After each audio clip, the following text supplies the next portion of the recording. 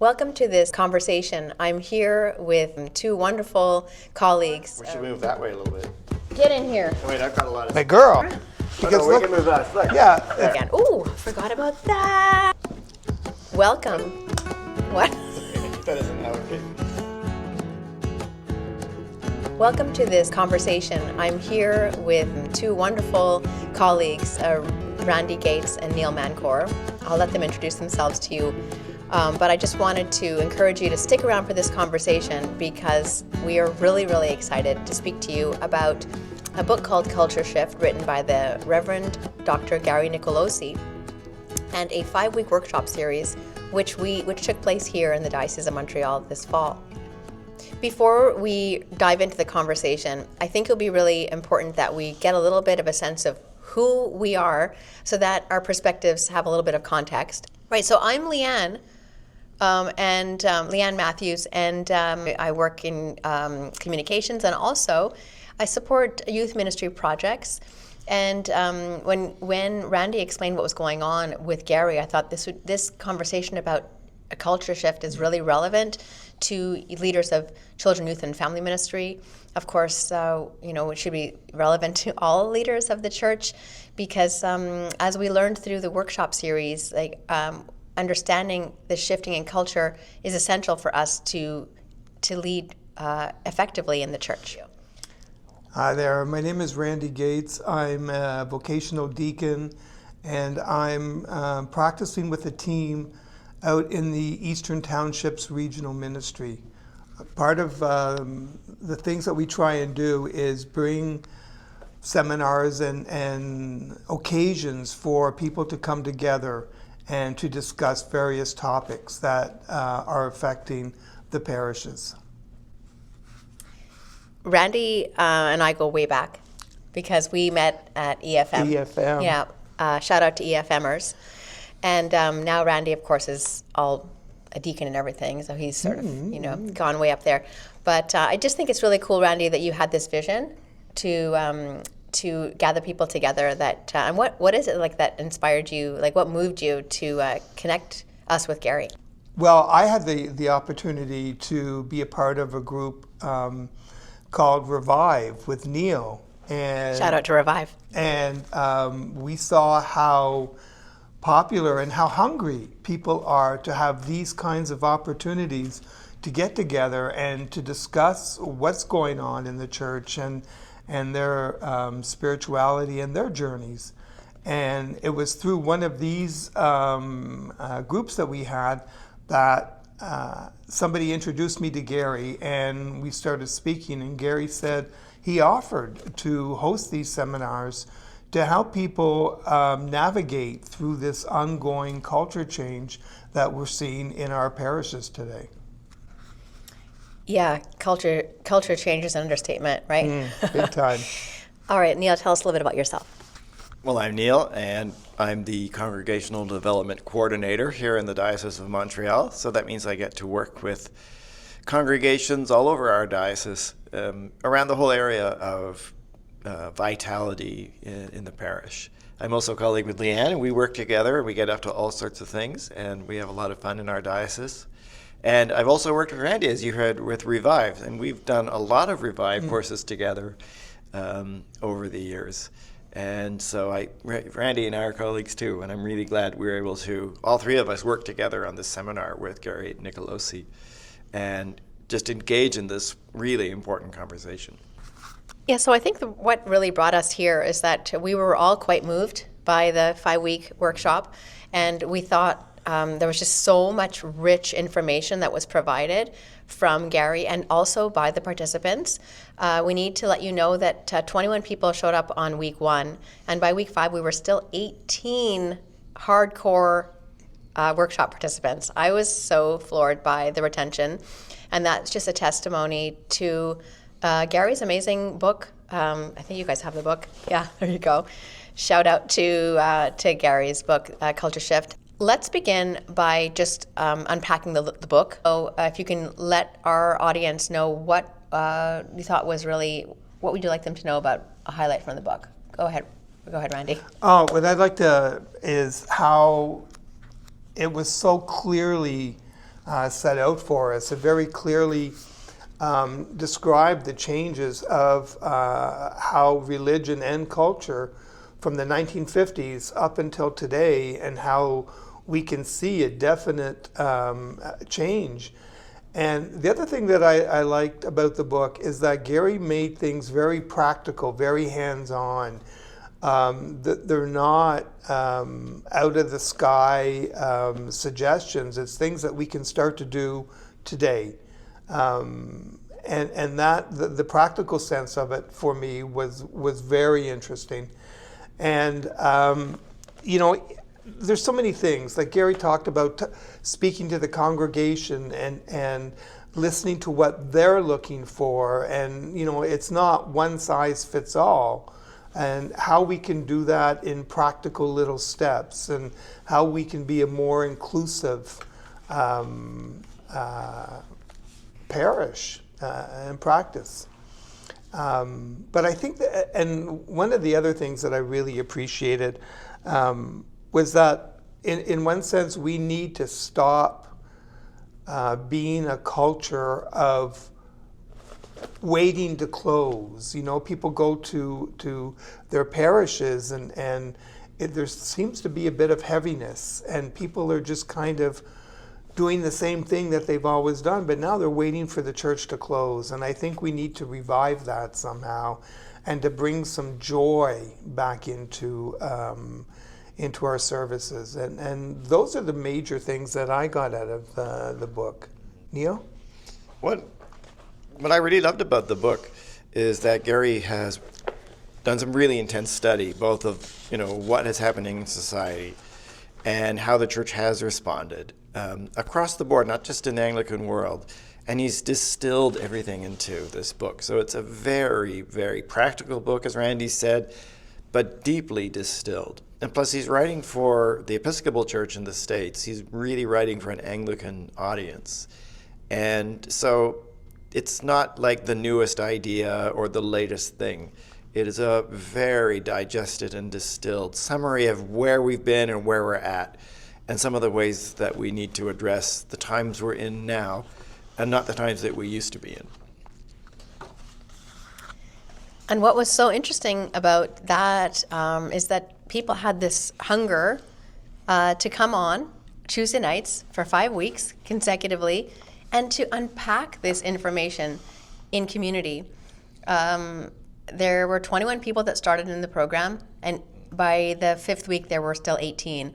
And for those of you who've been a part of group workshops, like that retention rate is remarkable. So people were so engaged, and and it was very like lecture oriented. And Neil and I were like, how are we going to tolerate an hour and a half of being on Zoom, receiving information? And if you were there, you will know that it was not exhausting at all. It was really quite uplifting and inspiring, and I was really on fire for it. And I was really on fire for everybody else being on fire for it. And I think that's one of the interesting things, as I mentioned earlier. I believe that our parishioners are looking for a place where they can voice their opinion in a setting like this. That's not a meeting, so to speak, but it's a sharing of information. And to see how enthusiastic people were for that, and how well they did react. I received a few emails of thanks for giving them the opportunity to be able to share. And one of the other things that I really appreciated about the presentation in Gary's book is Gary saying to us that we need to put our focus back on Jesus. And we need to constantly remember that what we are offering our parishioners is a relationship with Jesus. And sometimes that's not evident, and I think people are hungry for that relationship and that contact and that sense of community. Yes, and I think going back to the fact we had this incredible response of this crowd that's really held through the whole thing is that they did express their opinions, and their opinions were very strongly expressed. And I found that really refreshing, because often we don't really know what people are thinking out there. But that crowd let us know what they are thinking. Mm-hmm. And I think that's a lot for us that we can work on, actually, even what they said. And I would encourage anyone, especially those, if you are in leadership in a parish, whether clergy or lay, to watch the videos and not just pay attention to Gary, but pay attention to the people who were there and what they had to say. Because I think there was a lot of leadership and guidance for us as a church in what all of our people were saying in those sessions. So I'm going to invite us to just take a moment to maybe share something that really struck us from the workshop, so that we can give you more of a sense for what went down if you were not able to be there. Actually, Randy already touched on it, but one of the things that I felt that was reiterated throughout the weeks was Gary implored us to remember who we are as the church, and to really dive deep into, yes, our relationship to Jesus, but also he used words like the supernatural, and he used words like miracles. And I think sometimes, we can get very sort of practical about like who we are and what we do. And like we have this unique offering, and I loved being nudged back into the reminder that that's like actually who we are. Like we are, also he used the words like transcendent.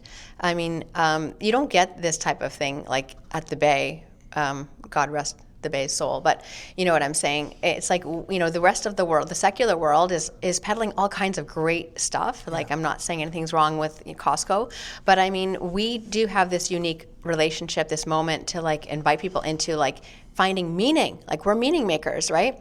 And it all seems sort of basic, but the way he phrased it, I think it was a really important shakeup for us. What struck me was he also talked about inclusiveness and how we need to be more welcoming. And I know that's something that's said all the time, but we need to not be afraid to go out into the community. And we hear this. And one of the things I remember that in Synod, when the primate said to us, we need to focus more on being a thriving community as opposed to being a growing community. So how can we take the parishes that we have today and how can we become a thriving community? And Gary, in the book, outlines some very simple, minor changes that we can do. He also talks about marketing, how to better market ourselves, and how to put together services that could reach different ages of people. So yeah, that really stuck out to me, was the inclusivity and reaching out to people. I want to really pick up on that whole focus on spirituality that you brought up, Leanne and Randy, because I think, to me, if I were to like one really big key thing out of all this, it was, one of his principles, focus on spirituality, the encounter with God, because that is the one thing that we can offer that no secular space can do. And to make that, I guess, a guiding principle for how we understand mission. Make your church a mission outpost, he said. And so when we begin to think about how we are as the people of God, it's not just our services, but it includes our services. That encounter with God, that sacred moment in people's lives, how can we pray into that, plan into that, create space for that, and understand that that's a very important part of what we do, certainly in Sunday morning. And he wasn't afraid, and I think this is important, to look at other traditions and other churches and say, well, what are they doing? And I think that's important for us too. Like, rather than just, saying, well, that's them, they're not like that. Well, maybe we need to pay attention to what other churches are doing and why they are growing, because churches are growing in some places. And one of the things I wrote down was sacred space versus sacred moments. And it's true that in our buildings, we have an altar, we have candles, we have beauty. We do offer a sacred space. But some of those churches that have a stage and a worship band, well, we may think that's not to our liking, but what's going on there? And often what they're doing is they are organized around offering sacred moments in people's week and in their lives. I think we should pay attention to that, because that is something that is unique to us. And it is a gift to a very busy world. I'll also remind you that he actually said very clearly that Sunday morning may not actually be the optimal moment. He said Saturday night church is actually the most, if we're looking at growing church examples, Saturday night may be the best time. He encouraged us to meet people where they were. Again, if culture shift, as culture shift and people's schedules change, Sunday morning is still not the, maybe not the perfect time. He also, I put this quote on Facebook, on my Facebook page, because I thought it was so good. He said, we need different kinds of church for different kinds of people. And I thought that was also really good because it invites us again to, he really was, as you say, unafraid. He asked us, he invites us to innovate. Yeah. And that was also something we really needed to hear. And people on the call were like coming out with some, I mean, people were, were saying, and I don't think we have a lot of moments to tell the truth. And as you say, he was inviting us to tell the truth, reflect on the truth. And he said, listen, I think my favorite kind of worship is actually like traditional Anglican worship. He loves that stuff, but he accepts that this may not be the way our culture does. And he also mentioned, and on that note, Leanne, he kept saying, keep trying different things, and if they fail, that's okay.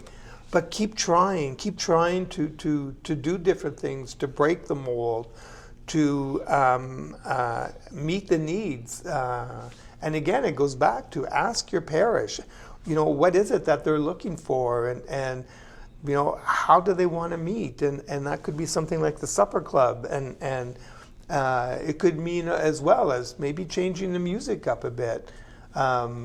So he just kept saying, keep trying to change, keep trying to meet the needs of your parishioners. And if it fails, it fails. But you're never going to find that right connection unless you keep trying new things. And I think he also challenged us, to understand, the book is called Culture Shift, right? And so it's about being church in a world that has changed. And it's not that change is sort of coming or happening. Change has happened, and it's been going on for decades. And we need to pay attention to that and understand our role in a very different world and how we approach people and how we present ourselves as church. Because when you think about it, we have baby boomers, Generation X, Generation Y, Generation Z. We're even beginning to talk about the Alpha generation now. Who are people 0 to 14, so it's really emerging teenagers, but already a defined generation. Defined, guess what? Where do they interact with spirituality? On their cell phones. And so all of these different generations really challenge us as the church to understand our role has changed.